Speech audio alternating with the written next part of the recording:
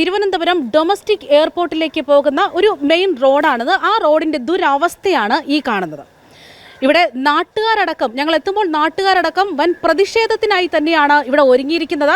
കാരണം മറ്റൊന്നുമല്ല, ഈ കടയിലുള്ളവരുടെ പ്രധാനപ്പെട്ട ഒരു വിഷയമെന്ന് പറയുന്നത് ഈ റോഡിൽ വീഴുന്ന ആൾക്കാരെ തൂക്കിയെടുക്കുക എന്നുള്ളതാണ് ഇവരുടെ പ്രധാനപ്പെട്ട ജോലി. ഇത് ഭീമാവള്ളി വലിയതുറ വാർഡാണ്. ഇവിടെ MLA എന്ന് പറയുന്നത് ആന്റണി രാജു MLA ആണ് ഇവരുടെ MLA.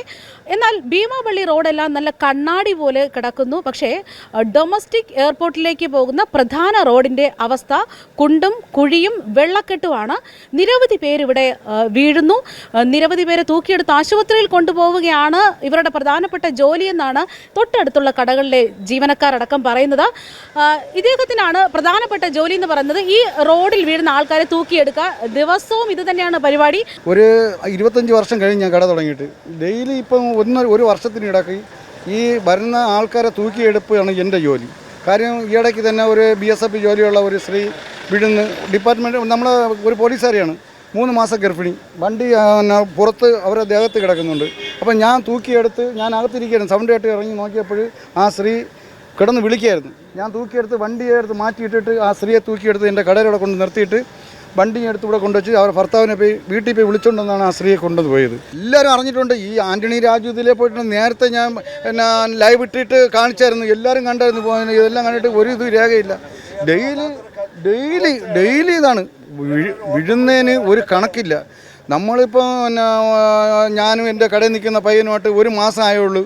ഞാൻ ഈ റോഡ് കംപ്ലീറ്റ് വൃത്തിയാക്കി. ഗോഡൗണിൽ നിന്ന് പറഞ്ഞ വണ്ടികൾ വന്ന് ഈ ലോഡ് അവരെ കുറ്റം ഈ റോഡേ ഉള്ളൂ. ഇത് വന്ന് തെറിച്ച് കംപ്ലീറ്റ് ആ റോഡും ആ വെള്ളം കൊണ്ട് പോയി നമ്മൾ ചെയ്ത പണി. അപ്പോൾ ഇതിന്റെ ഉത്തരവാദി ആരാണ്? ഇതിൻ്റെ ഉത്തരവാദി നമ്മളെ ഗവൺമെൻറ്, നമ്മളെ അധികാരികൾ കണ്ണ് തുറക്കണ്ടേ.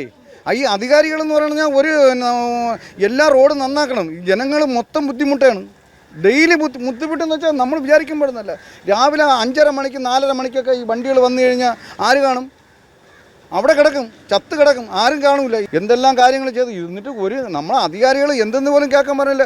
ഒരാൾ വിരുന്ന് ചത്ത് കഴിഞ്ഞാൽ അവർക്ക് 5 ലക്ഷം 10 ലക്ഷം രൂപ കൊടുത്താൽ മതിയോ? ഈ റോഡ് നന്നാക്കണ്ടേ? ഈ വീടിനകത്ത് ഇരിക്കുമ്പോൾ ചിലപ്പോൾ സൗണ്ട് കേട്ട് ഞാൻ ഓടി ഇറങ്ങാറുണ്ട് പേടിച്ച്. കാരണം ഇങ്ങനെ വീണ് വണ്ടിയുടെ എപ്പോഴാണ് ആക്സിഡന്റ് പറ്റുക എന്നുള്ളത് അറിയില്ല. പലപ്പോഴും സൗണ്ട് കേട്ടിട്ടുണ്ട്. കാരണം ഈ വണ്ടി ടക്കെന്ന് വീഴുന്ന സൗണ്ട് കേൾക്കുമ്പോൾ ഞാൻ ഓടി ഇറങ്ങി ആൾക്കാർക്ക് എന്തെങ്കിലും പറ്റിയോ എന്നുള്ള. ടൂ വീലർ മാത്രമല്ല 4 വീലർ.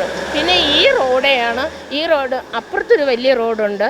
ആ റോഡിലും കണ്ടീഷൻ ഇങ്ങനെയാണ്. അതുകൊണ്ടായിരിക്കാം അത് കണ്ടെയ്നറും ട്രക്ക് ഇതുണ്ടല്ലോ, അത് ട്രക്കൊക്കെ ഈ റോഡേ വരും. ഈ ഭാരം കയറി, അത് മാത്രമല്ല FCയുടെ ലോഡ് അരിയും സാധനങ്ങളും ലോറി അതെന്ത് വെയിറ്റ് ആയിട്ടാണ് വരുന്ന ഈ ട്രക്കും ഇതൊക്കെ ഇതിലേ പോകാറുണ്ട്. ഇങ്ങനെ വരുമ്പോഴാണ് ഈ റോഡിന് പെട്ടെന്ന് റോഡ് ശരിയാക്കണം. റോഡ് ശരിയാക്കി മനുഷ്യർക്ക് നടക്കാൻ തീറ്റി കൊടുക്കണം. എന്ത് പറയാനാണ്, എൻ്റെ മോൻ ഇവിടെ അപ്പുറത്തെ സ്കൂളിലാണ് പഠിക്കുന്നത്. എല്ലാ ദിവസവും രാവിലെ വന്ന് കൊണ്ടാക്കി എടുക്കുകയും വേണം. മഴ പറഞ്ഞ ദിവസങ്ങളിൽ ഇതുവഴി പോകാൻ ഒരു വഴിയില്ല. അന്നെല്ലാം മോനെ കൊണ്ടുപോയി ഞാൻ തിരിച്ചു പോവുകയാണ് പതിവ്. കാരണം ഇതുവഴി പോകുമ്പോഴേക്കും അവിടെ എത്തത്തില്ല, അതിനുമ്പോൾ ഞങ്ങൾ വീണിരിക്കും. അപ്പോൾ ഇതിപ്പം ശരിക്കും പറഞ്ഞാൽ വന്നിട്ട് 1 വർഷത്തോളം കഴിഞ്ഞു. ഞങ്ങളുടെ പ്രകടനമൊക്കെ നടത്തി നോക്കി, ഒരു ഉപയോഗവും ഇല്ല. എന്താണെന്ന് അറിയില്ല. നമ്മുടെ ആന്റണി രാജു സാറ് പൂന്തറകളാണ്. പുള്ളിക്കാരും പോലും ഇവിടെ തിരിഞ്ഞു നോക്കുന്നില്ല. തൊട്ടടുത്താണ് കിടക്കുന്നത്. പുള്ളിക്കാരനിപ്പോൾ ഇവിടെ നിന്ന് മാറി വേറെ കൊട്ടാരത്തിലായിരിക്കും താമസിക്കുന്നത്. പക്ഷേ ഈ നാട്ടിൽ നിന്ന് വന്നു പോയ ആളല്ലേ, ഒന്ന് തിരിഞ്ഞു നോക്കിക്കൂടെ?